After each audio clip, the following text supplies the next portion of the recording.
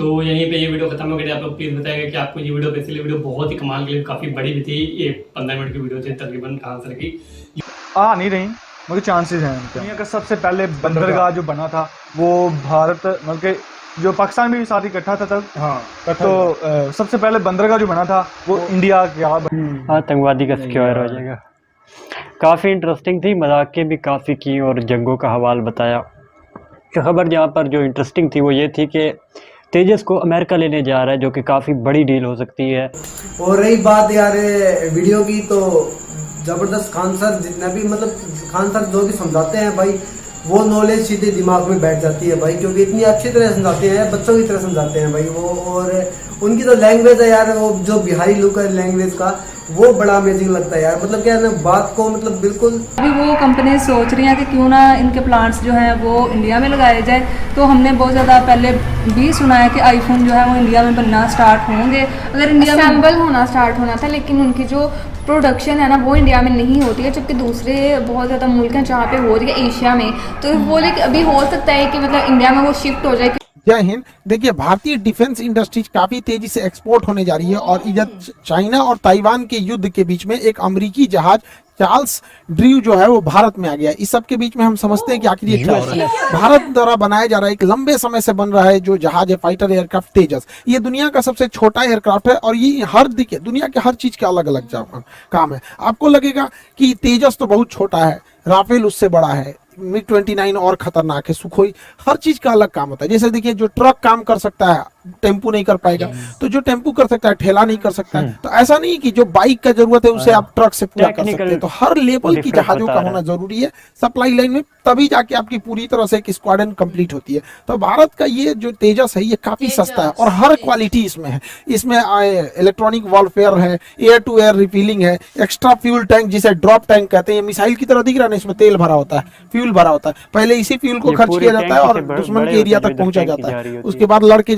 भागा जाता है तो इसे ड्रॉप कर दिया जाता है, इसलिए इसे ड्रॉप टैंक भी कहते हैं, जैसे इसमें से ड्रॉप कर दिया है। तो ये हर सुविधा होने की वजह से पूरी दुनिया इसका डिमांड कर रही है। सबसे ज्यादा इसका डिमांड बहुत जल्दी अगले 1 से 1.5 महीना में मलेशिया इसका डिमांड, सबसे पहले हम लोग इसे मलेशिया को सप्लाई करेंगे। और मलेशिया के अलावा इसमें 15 से 18 देश और रुचि दिखाए हैं और इसमें सबसे बड़ा नाम आ रहा है अमेरिका के, क्योंकि इसने छोटे सेगमेंट में अमेरिका के पास कोई जहाज नहीं है। F-16 बहुत ज्यादा लड़ाई लड़ चुका है, F-22 है, F-35 है, तो बीच में अमेरिका के पास बहुत कम चांसेज है। यूरोप में तो ये बहुत चांसेज है कि तेजस को अमेरिका भी ले लेगा। एक बार ले लिया तो अमेरिका तेजस का ऐसा ही डिमांड बढ़ जाएगा। तो बहुत सारे देश इसमें नेगोशिएशन कर रहे हैं, देखिए किसकी आगे बात बढ़ती है।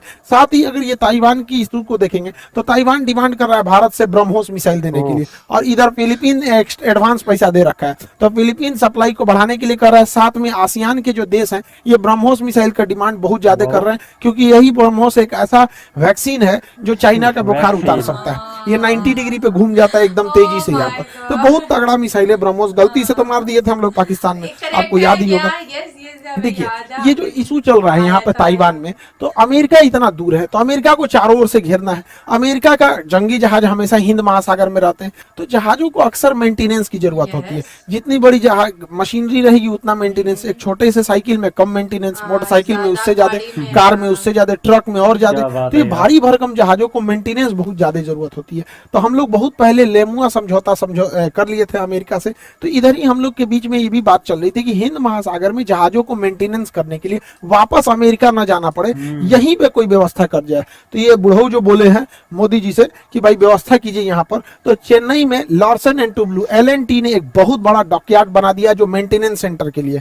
अमेरिका इसकी बहुत गहनता से जांच किया, क्योंकि अमेरिका की जहाजों की साइज बहुत बड़े होते हैं। तो अमेरिका ने कहा कि ये डॉकयार्ड मेरे लिए फिट है, अगर हिंद महासागर में किसी भी जहाज को कोई प्रॉब्लम होगा तो वो चेन्नई में जाके अपना मरम्मत करा सकता है। और इसी बीच अमेरिका का जो जहाज है वो चला आया है इंडिया में। इसका नाम है आपका USNS। किसी भी देश के जहाज के लास्ट में नेवल शिप लगा रहेगा। अब उसका कौन सा देश है बस आगे, जैसे इंडिया का है तो INS लगा रहेगा, पाकिस्तान का रहेगा तो PNS लगा रहेगा, चाइना का रहेगा तो CNS लगा रहेगा, US का रहेगा तो USNS लगा रहेगा यहाँ पर।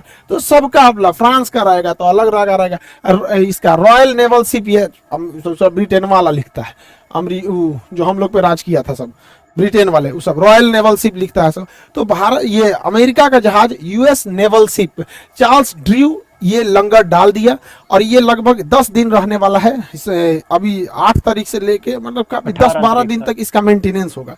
ये अमेरिका का वो जहाज है जो दूसरे जहाजों को सप्लाई देता है, दूसरे जहाजों को फ्यूल भरता है, दूसरे जहाजों में खाना पहुंचाता है, दूसरे जहाजों में मेंटेनेंस का काम देखता है, दूसरे जहाजों में मेडिकल इक्विपमेंट पहुंचाता है। तो सोचो जो दूसरे का पेट भर रहा तो ओकरे भूख लगे, यही बिगड़ गया। तो ये आया है अभी चेन्नई में। ये इतना भारी भरकम जहाज है कि ये एक साथ 2-2 जहाजों को मेंटेनेंस, देखिए यहाँ से वायर लगा देता है और इसमें फ्यूल भर देता है, उसी तरह इधर से ऐसे वायर लगा के इसमें फ्यूल भर देगा। तो एक साथ 2-2 जहाजों में फ्यूल भरता है। तो जब यहाँ फ्यूल भरा जाता है तो पैरेलली इस जहाज से इस जहाज में एक रस्सी बांध दिया जाता है और सामानों को दोनों साइड से दोनों जहाजों में भर दिया जाता है। तो आप कहेंगे कि इसमें सामान कहाँ से आता है? तो हेलीकॉप्टर इस पे पहले से ले आके रख देते हैं और ये सब में जाके भर देता है। तो फ्यूल पाइप होता है, साथ में फ्यूल भर देता है। और इसी तरह देखिए ये मोटा वाला जो पाइप आ रहा है, ये मोटा वाला पाइप जो इस तरह से आ रहा है, ये फ्यूल के लिए है। और एक लंबा से ये तार गया जिसमें से इसे लटकाया गया है ये सामान। अब इसके अंदर सप्लाई है, गोला बारूद हथियार। बीच मैदान में अगर गोला बारूद खत्म हो जाएगा तो बंदरगाह तक थोड़े आएंगे। तो जहाजिया अमेरिका का बिगड़ गया है और ये आया हमारे यहाँ बनवाने के लिए। सोचिए भारत के लिए कितना गर्व का विषय। और हो भी क्यों नहीं, दुनिया का सबसे पहला बंदरगाह भारत में था, लोथल बंदरगाह सिंधु सभ्यता में। तो हम लोग के पास तो पहले से थी टेक्नोलॉजी, अब धीरे धीरे निखर रही है। तो जब अमेरिका अपने जहाज बनवाने आएगा तो फ्रांस भी आएगा, ब्रिटेन भी आएगा, सब आएगा सब यहाँ पे। तो ये भारत के लिए एक बहुत अच्छी खबर है। यहाँ पे देखिए इसी को देखा देखी पाकिस्तान में एक कहावत कहा जाता है, देखा देखी लंगड़ो देवाल फाने लगली। तो वही हो गया पाकिस्तान के साथ। इसने सोचा कि भारत नेवी में इतना कुछ कर रहा है, हमें भी कुछ करना चाहिए। तो अपना एगो छोट मोट जहाज लेके गुजरात के पास पहुंच गया। हालांकि वो गुजरात तट से लगभग 200 नॉटिकल मील तक था, लेकिन 200 नॉटिकल मील के आगे भी हाई सी कहलाता है। इससे पाकिस्तान इधर आया क्यों? तो अपना छोटा सा एगो जहाज लेके आया था, आलमगीर लाया था, लगभग फ्रीगेट के साइज का था। देखिए नेवी में जहाजों के साइज के हिसाब से उनकी कैटेगरी होती है। छोटा जहाज रहेगा सबसे छोटा तो उसको कॉर्बेट बोलते हैं, कॉर्बेट से बड़ा रहता है तो फ्रीगेट बोलते हैं, फ्रीगेट से बड़ा रहेगा तो डिस्ट्रॉयर बोलते हैं, और डिस्ट्रॉयर से बड़ा हो जाएगा तो विमान वाहक पोत। तो अलग अलग साइज के। तो ये छोट साइज का था, ये फ्रीगेट साइज का। नाम था इसका PNS आलमगीर। इसको पता नहीं, इसके बाप को डुबाए थे हम लोग, PNS गाजी को 71, लेकिन इसको नहीं पता था। और इसको जब जैसे ये यहाँ आया तो यहाँ महाराष्ट्र के पास एक जहाज उड़ रहा था जिसका नाम था डोर्नियर। ये कोस्ट गार्ड का जहाज था। ये देख लिया, जैसे देख लिया डोर्नियर जहाज तो दौड़ा दिया इसको। और ये पहले ही खबर कर दिया इंडियन नेवी को कि चट्टा घुसा, और दौड़ा के गरियाने लगा, रे चट्टा भाग यहाँ से। पूरा का पूरा उसके ऊपर है मडरिया रहने लगा। अब इसके ऊपर इसका कप्तान चुपचाप बोलिए नहीं रहा था। आलमगीर PNS आलमगीर का कप्तान कुछ बोलिए नहीं रहा था, वापस भाग गया यहाँ पे। और उसके ऊपर ही पूरा उसको चोटिया आ रहा था, ऊपर दौड़ा आ रहा था कि भाग भाग भाग चोटा यहाँ पे। अब पीछे से इंडियन नेवी चला यहाँ पे। तो पाकिस्तान को लगता है कि भारत को दबा गया, औकात में भी नहीं रहता है, इसको समझ में नहीं आता। तो ये डोर्नियर भारत द्वारा बनाया गया जहाज है, काफी बढ़िया जहाज है, छोटा जहाज है, सर्विलांस के काम में बहुत बेहतरीन आता है। इसके नीचे रडार लगाया गया है, इसलिए क्योंकि हमेशा विजुअलिटी उतनी नहीं रहती है, तो जहां तक आदमी की आंख नहीं जा सकता वहां रडार से देख लेता है। साथ ही ये रेस्क्यू मिशन में भी काम देता है। कभी कोई पानी वाली जहाज की दुर्घटना हो गई या कोई कहीं पे भी कोई डूब रहा है तो उस स्थिति में हेलीकॉप्टर की तरह रुक नहीं सकता है, लेकिन इसके फाटक से खोल के इसमें से लाइफ जैकेट जो होते हैं पहन लेने से इंसान डूबता नहीं है, या कोई राहत सामग्री भेजना हो, खाना वाना भेजना हो तो यहाँ से ड्रॉप कराया जा सकता है। तो ये भारत द्वारा बनाया गया काफी बेहतरीन जहाज है और इसने अभी काम भी दिखा दिया। तो डोर्नियर जहाजों को कोस्ट गार्ड में बहुत बेहतरीन जगह दिया गया।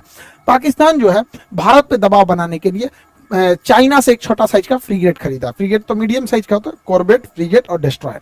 तो फ्रीगेट खरीदा, इसका नाम है PNS Taimur, Pakistani naval ship Taimur. अब PNS तैमूर बनाया है चाइना ने, और चाइना बेच रहा है पाकिस्तान को। इसके लिए भी पाकिस्तान ने कर्जा लेके बनाया, हद है चोटा को। अब चाइना ने इस PNS तैमूर को बनाया तो यहां से भेजा, इसे भेजना था कराची में PNS तैमूर को भारत पे दबाव बनाने के लिए। तो उतना ज्यादा फ्यूल तो होता नहीं कि एक के बार में चला जाएगा। तो यहां से फ्यूल पकड़ के सबसे पहले पहुंचा ये मलेशिया। मलेशिया में इसने फ्यूल भरा। इसके बाद चाइना ने कहा कि एक काम करो, यहां से तुम चले जाओ चटगांव, बांग्लादेश के चटगांव, वहां फ्यूल भरना, 2 दिन तक रुकना, उसके बाद आगे बढ़ना। तब तक बांग्लादेश की प्रधानमंत्री शेख हसीना अगले ही महीने वो भारत में आने वाली हैं। अब उनको पता चल गया कि अगर यहाँ पर बंदरगाह पे रुकने देंगे पाकिस्तानी जहाज को तो भारत घुसिया जाएगा, तुरंत मना कर देंगे, भागे यहाँ से चोट्टा कहीं का, वहीं रहो, हमारे यहाँ मत आना। तो वापस कर दिए, इनको नहीं बोला गया। तभी कहा श्रीलंका के पास। तो अभी वो PNS तैमूर जो है वो श्रीलंका के पास रुक के फ्यूल भरेगा, और श्रीलंका में नहीं रुका तो मलेशिया में, नहीं तो बेचारा जाएगा चुपचाप। अभी तो हम लोग श्रीलंका से वापस भेजे थे PNS तैमूर को। तो इससे कुछ नहीं हो सकता। लेकिन चाइना को देखिए कितना भारत के ऊपर मनोवैज्ञानिक दबाव बना रहा है। तो भारत को भी इसके ऊपर मनोवैज्ञानिक दबाव बनाना चाहिए, इसको भी हम लोग को इसके दुश्मनों को से मिलकर इसको भी टॉर्चर करना चाहिए। और पाकिस्तान को लगता है कि छोटपैका जहाज दिखा के हम लोग को ही डरा देगा, तो पाकिस्तान को समझे में नहीं आ रहा उसका बाप है यहाँ इंडियन नेवी। 1971 में औकात पता चल गया था पाकिस्तान वालों का। पीएनएस गाजी जो डूब गई थी, आईएनएस राजपूत, विक्रांत, पाकिस्तान वाले लोग होंगे अपने दादा उदा से पूछना लोग बाबू कि दादा क्या हुआ था 1971 में, तो दादा बताएंगे आप लोग के कि 93,000 फौज पिटा के आए थे सब, भारत वाला फिर छोड़ा था सब यहाँ पे। तो इंडियन नेवी को डराने निकले हैं सोच रहे तू नहीं यहाँ पे। लेकिन चाइना जो है वो हद नहीं मान नहीं रहा है चाइना। तो अभी चाइना और ताइवान की लड़ाई में ताइवान की बिजनेस ठप हो रहा है। जितने बड़े बड़े टाइकून बिजनेस है वो ठप होते जा रहे हैं। चाइना से ताइवान से कंपनियां जो हैं वो भागने की कोशिश कर रही हैं। ये भारत के लिए काफी सुनहरा मौका है। और चाइना से भी कंपनी अब शट डाउन करके भागने की कोशिश कर रही है, क्योंकि युद्ध में फंस जाएगा तो काफी ज्यादा विवाद हो जाएगा। इसलिए ये भी सोच रहे हैं भारत निकलने के लिए। इनके लिए सबसे बेहतरीन रास्ता दिख रहा है भारत बहुत बेहतरीन है इनके लिए। देखिए जितने भी मोबाइल मैन्युफैक्चरिंग होते हैं वो ज्यादातर आसियान देशों में, साउथ ईस्ट एशिया में होते हैं। वहीं इंडिया में देखिएगा तो मोबाइल का खपत है, लेकिन मोबाइल का प्रोडक्शन इंडिया में ना बराबर है, बहुत कम है। अभी क्या है कि ये जितने देश हैं यहाँ ज्यादातर मोबाइल बनाने में ताइवान का हाथ है। ताइवान की दो कंपनी विस्ट्रॉन और फॉक्सकॉन, ये दो कंपनी किसी भी कंपनी के मोबाइल को असेंबल करती हैं। कंपनी बता देना है, इसको बस बता देना है कि ये चीज चाहिए, मोबाइल बना के दे देगा, ऊपर बस लोगो चिपका लीजिए। तो ये फॉक्सकॉन और विस्ट्रॉन ये कंपनियां भी अब यहाँ पर ये आईफोन का मैन्युफैक्चरिंग करती थी और वो आईफोन की सप्लाई इंडिया में होती थी। लेकिन अब क्या है कि ये वहां से शिफ्ट हो रही हैं और अब ये इंडिया में आ जाएंगे। तो आईफोन का जो प्रोडक्शन लाइन है अब वो इंडिया में लगेगा, इससे काफी फायदा होगा। देखिए चाइना ने क्या किया, सस्ता लेबर के नाम पर विदेशी कंपनियों को बुलाया कि हमारे यहाँ लेबर बहुत सस्ता है, आ जाओ। जब विदेशी कंपनी वहां गई तो चाइना को रोजगार मिला और धीरे धीरे चाइना उनकी टेक्नोलॉजी को सीख गया और इससे वो कॉपी करने लगा। आज से 15 साल 10 साल पहले देखिएगा तो चाइनीज मोबाइल बहुत लो कैटेगरी के होते थे, क्वालिटी अच्छी नहीं होती थी, बहुत ज्यादा आवाज करता था, लोग भाप जाते थे, चट्टा कहीं का चाइनीज मोबाइल लिया। लेकिन आज उन्हीं विदेशी कंपनियों को लुभावने ऑफर दिया कि हमारे यहाँ लेबर सस्ता है, जमीन सस्ते हैं, आ जाओ, और उन्हीं की टेक्नोलॉजी सीख गया। अब वो कंपनी भागना चाह रहे हैं तो भारत में आएगा, भारत में भी बहुत अच्छा फायदा होगा, रोजगार मिलेगा यहाँ के लोगों को भी, और भारत भी धीरे धीरे टेक्नोलॉजी सीख जाएगा जुगाड़ में, तो हम लोग सबसे आगे। और एक और फायदा होगा कि आईफोन कंपनी पे भारत सरकार टैक्स बहुत लगाती है, क्योंकि जो भी मोबाइल बनाया आता है उस पर टैक्स ज्यादा लगता है। अगर ये भारत में बनेगी तो जो 1 लाख का आईफोन है वो ऑटोमेटिकली 60,000 का मिलने लगेगा, क्योंकि भारत उस पर ज्यादा टैक्स नहीं लगाएगा। जैसे दुबई है, दुबई टैक्स नहीं लगाता है, इसलिए दुबई में जाके देखिएगा जो आईफोन यहाँ 1 लाख का वहां मिलेगा आपको 55-50 हजार में, तो वो सस्ता नहीं मिल रहा है। कोई भी चीज महंगी होती है टैक्स की वजह से। तो भारत सीधा कहता है कि भाई विदेशी कंपनियों के ऊपर अगर डायरेक्ट लाइएगा तो हम टैक्स ज्यादा लगाएंगे, यहाँ बनाइएगा तो टैक्स कम लगाएंगे। तो विदेश अभी भारत में भी अब चाइना की तरह भारत में भी अब आईफोन का प्रोडक्शन तेजी से चालू होगा। साथ ही भारत सरकार ने एक और नियम लगाने जा रही है कि जितनी विदेशी चाइनीज कंपनियां हैं, खास करके चाइनीज भारत के 70% से ज्यादा मार्केट कैप्चर कर लिए मोबाइल की दुनिया में। तो भारत का ऐसा कोई घर नहीं है जहां चाइनीज मोबाइल नहीं पहुंच गया, चाहे वो आपका वीवो होगा, ओप्पो होगा, रियलमी होगा, एमआई होगा, हुआवो होगा, कोई भी कंपनी देखेंगे, ओप्पो, एमआई, जितना टाइप का मोबाइल है ये ही सब आपके घर में भर गया है। रीजन क्या है कि ये कंपनी जो थी सब धीरे धीरे पूरे मार्केट को कैप्चर कर ली है सब, और सस्ते दाम में बहुत ज्यादा फैसिलिटीज देने लगी हैं, क्योंकि इन्हें पता है कि इनका मार्केट बहुत ज्यादा है। छोटा सा भी मार्जिन रखेंगे 10,000 8,000 के मोबाइल में बहुत सारी फैसिलिटी दे देते हैं, जिस वजह से भारतीय कंपनियां डूबने लगी। माइक्रोसॉफ्ट जो माइक्रोमैक्स था, एक समय था जब इसका 60% मार्केट कैप्चर था, ये आज पूरी तरह से गायब हो रही है। कार्बन, लावा, स्पाइस, ये सब मोबाइलें अब धीरे धीरे गायब हो रही है। इसलिए भारत सरकार नियम ला रही है कि 12,000 से सस्ते मोबाइल हम विदेश से डायरेक्ट नहीं मंगाएंगे, भारत से ही मंगाना पड़ेगा, भारत में बनाना पड़ेगा। तो जब भारत में बनाएंगे तो ठीक है, नहीं तो विदेश से डायरेक्ट नहीं भेज सकते।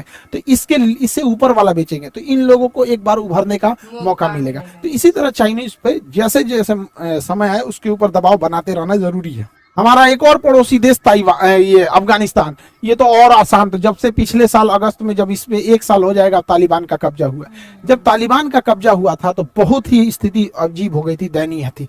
हर तरफ अफरा तफरी थी, सारे देश के लोगों को लग रहा था कि अपने नागरिकों को यहाँ से हटाया जाए। भारत भी अपना दूतावास बंद किया, अपने नागरिकों को वापस लाया, एयर इंडिया की जहाज से गई। हालांकि आप देखे होंगे अफगानिस्तान के कई लोग तो जहाज से भी नीचे गिर गए थे। तो ये स्थिति थी। भारत के लिए सबसे बड़ा सरदर्द था कि तालिबान के शासन में भारत में ने जो अफगानिस्तान में पैसे निवेश किए हैं उन पैसों का क्या होगा, क्योंकि भारत ने बहुत ज्यादा पैसे खर्च किया अफगानिस्तान में। सहतूत डैम बनाया, सलमा डैम बनाया, वहां सड़कें बनाई, बिजली प्लांट बनाया, वहां का संसद भवन बनाया, वहां Indira Gandhi child specialist hospital बनाया जो काबुल का सबसे बड़ा हॉस्पिटल है। बहुत सारी योजनाओं को दिया भारत ने।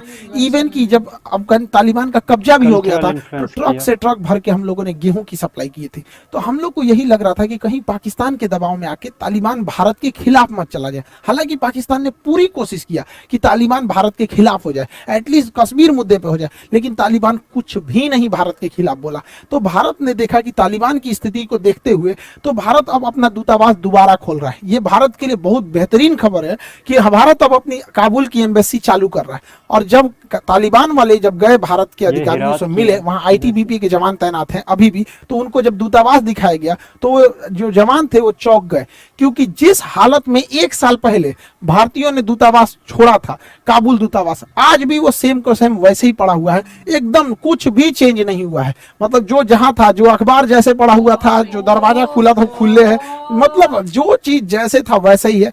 इवन ये लोग ने इतना बेहतरीन ढंग से प्रोटेक्शन किया, इस वजह से पाकिस्तान वालों को तो पूरा भड़क गए। तालिबान वालों से कह रहे हैं तुमको बुलाए, फायदा क्या हो गया जब तुम भारत के खिलाफ कुछ कर ही नहीं रहे हो। तो भारत भी अब अपना दूतावास चालू कर रहा है। इसका मतलब यह है कि हम अपने पड़ोसियों के साथ धीरे धीरे मधुर संबंध बना रहे हैं। हालांकि भारत तालिबान से डायरेक्ट बात नहीं कर सकता, क्योंकि भारत का स्पष्ट कहना है कि हमारे लिए कोई आतंकवादी अच्छा या खराब नहीं होता। आतंकवादी मतलब आतंकवादी। तो हमारी जो नीति है, विदेश नीति, पूरी क्रिस्टल क्लियर है कि हम किसी आतंकवादी से बात नहीं करते। लेकिन राष्ट्रीय मुद्दों को ध्यान में रखते हुए हम लोग बस यही कोशिश करेंगे कि तालिबान कैसे भी भारत के एंटी ना हो सके, क्योंकि ये पाकिस्तान के लिए एक प्लस पॉइंट हो जाएगा, क्योंकि आतंकवादी मिलकर आतंकवादी का स्क्वायर हो जाएगा सर।